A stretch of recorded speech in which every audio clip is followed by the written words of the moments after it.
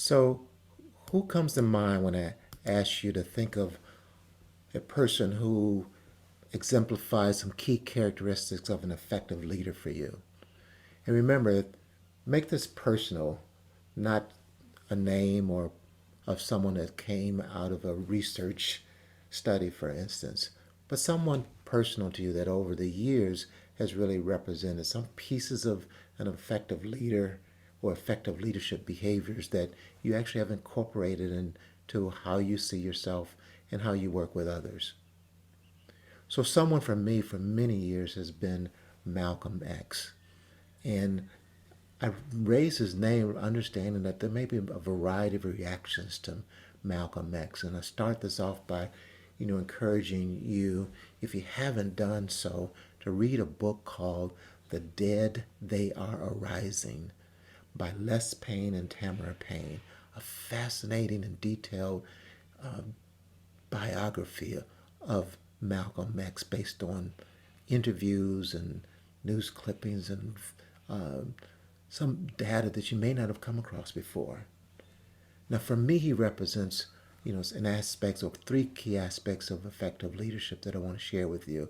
And as you know, I often come up with people that have actually spent some time metaphorically drawing. So there's a real personal connection for me with Malcolm X.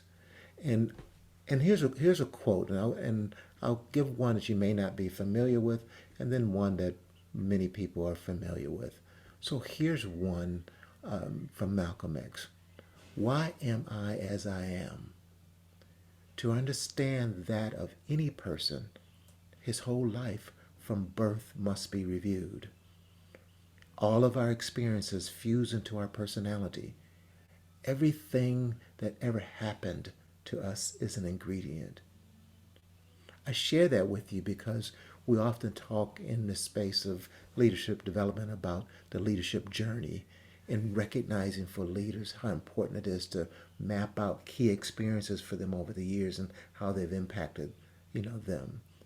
And Malcolm X's journey, has a number of trajectories in it, and you just can't fully understand his impact unless you understand, as he says, his whole life from birth must be reviewed.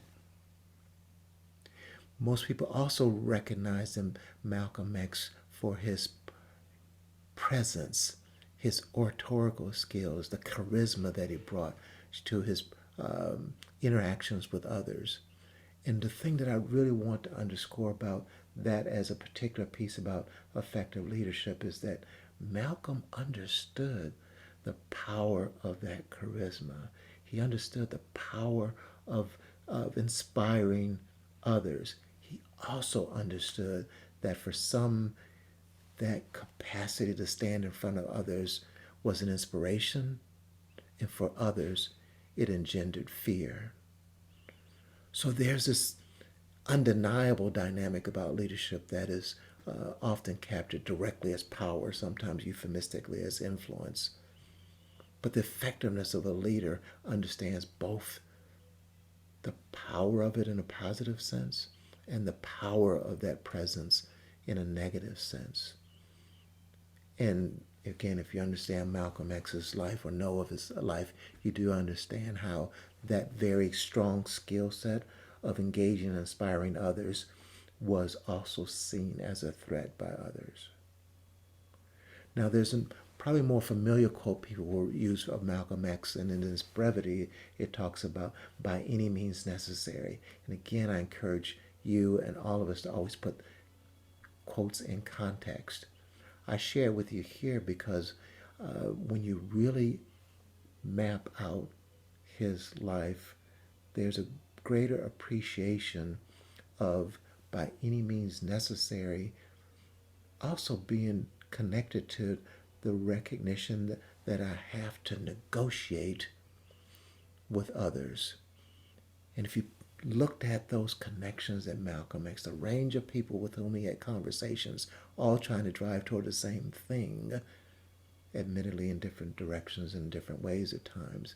But there's something about being focused in on the overall goal and then being willing to make adjustments in order to accomplish that. So I offer again to you at least those three things. One's journey is real key to creating who you are, how you show up as a leader. There's always this element of power and influence that's involved, much of which, often much of which can be seen in the executive presence, the physical presence, the communication to groups, and both large and small. And then there's this element of being willing to negotiate how to get to a goal that you won't give up on. So Malcolm X, El Hajj Malik El Shabazz, and my drawing of him, I'll leave you with that.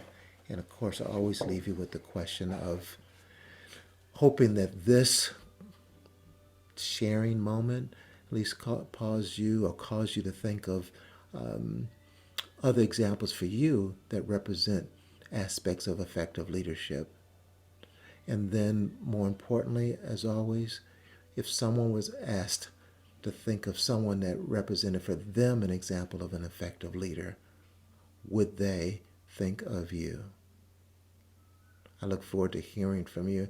Look forward to you liking this. I encourage you to share it with others and stay on your journey to being an effective leader.